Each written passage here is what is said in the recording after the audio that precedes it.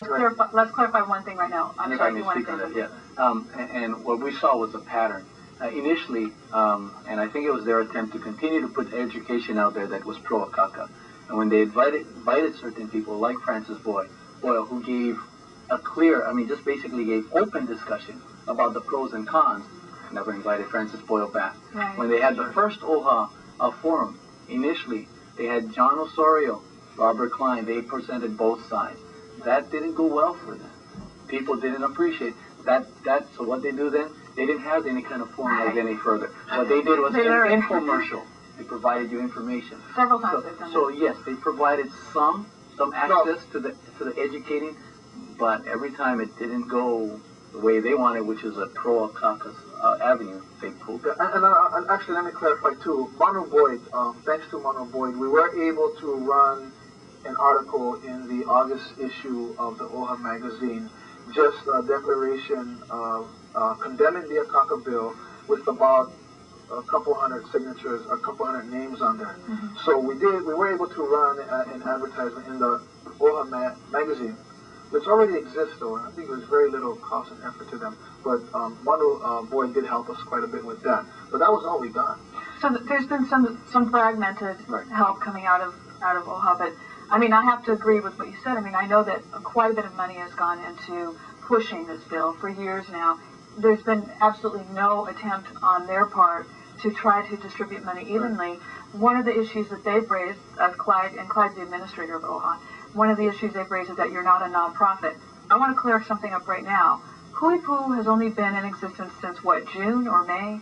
June or July. And tell me a little bit about the coalition and the people in it, because I understand that not everybody in the Huipu is pro-independence. So can you just clear that up for people, because that's something that they talked about yesterday. I'd like to talk about that. The Huipu is not an independence group. The Huipu is a coalition against the Akaka Bill, comprised of independence people, sovereignty-minded people, people who have different ideas of what sovereignty and self-determination should result in. Educators like John Osorio and Noinoy Silva. We have doctors and lawyers, former OHA trustees like Moanikiala Akaka and Clarence Ching. But the Huipu really is a coalition of different people, average guys like me who just want to see the best for our people and for my children. Farmers. I'm an average guy too. Yeah. So the Huipu really is a coalition of diverse people that are in opposition to the Akaka Bill. Some of us just happen to be independence-minded, but not all of us. Okay. And included in that group are some who aren't completely opposed to some sort of federal recognition, but they clearly oppose the Akaka Bill. Okay. Yeah. Okay. So, and that's been a little bit of an impediment when people ask us what are the alternatives. When Huipu was formed, because we have so many different factions, so many different versions of what independence should be, what self-determination should be, an agreement of everyone who joined Huipu was that we were united in the opposition to the Akaka Bill. We were united in common ground, which is we do not want the Akaka Bill deciding our future for us. That was the common ground that we united on. We constantly reiterate that to each other. It's been a strong point that we've all focused on. That's been the glue that's kept us together. We're united against the Akaka Bill and nothing else.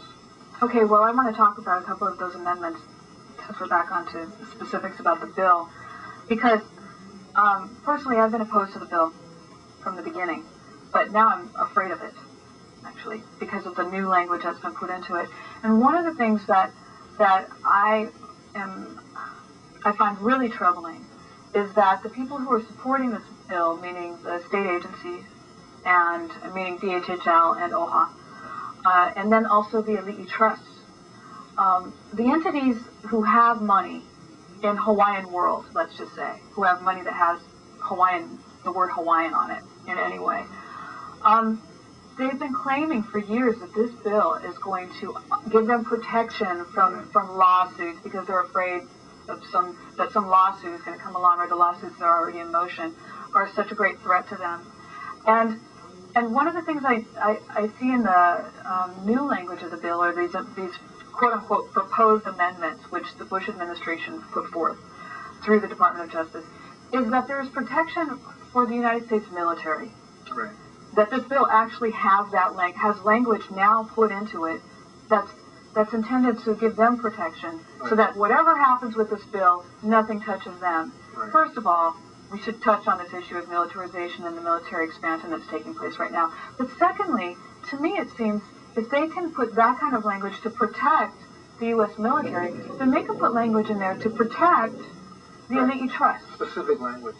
So can you tell me what you think about this particular amendment with regard to the military? Well, I'll start first, and then Andre can chime in. As part of our presentation to the Board of Trustees yesterday, in my presentation, what I did is I presented a side-by-side comparison. And what that side-by-side comparison is a simple comparison between the May 16, 2005 version of the bill, as well as the most recent amendments. And what this included was language that was added to the recent amendments, as well as language which were deleted. Now, no analysis there, but I said all you needed to do was read the languages that have been deleted and read the languages that have been added, and it would cause concern. Give me a for instance. For instance, and since we're on the military, added into the recent amendments was this language which just says applicability to the Department of Defense. And I'll just read for you. This section, and it goes on through a number of sections, and it's clear the intent here is that it doesn't apply to the Department of Defense. This section shall have no applicability to the Department of Defense or to any agency or component of the Department of Defense, but the Secretary of Defense may designate one or more officials as liaison to the office. May designate. This is an instance where language has been added for the protection of military occupation and destruction of our Aina. That's right.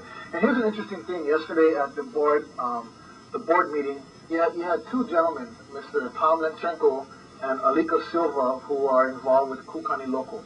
And they were there pleading with the board. Let's tell people what Kukani Local is. Kukani Local is, some see it as a spiritual center of Oahu, the birthplace of many of our ali'i or chiefs, a very sacred cultural site, seen as the pico of Oahu in the sense of our chiefs were born there. Geographically, it's centered in the middle of the island up near Wahiawa. The bottom line, it's a very sacred, cultural, spiritual place. Nobody's going to question that. So these two gentlemen, coincidentally, just happened to be there, and they're having all kind of problems with the military.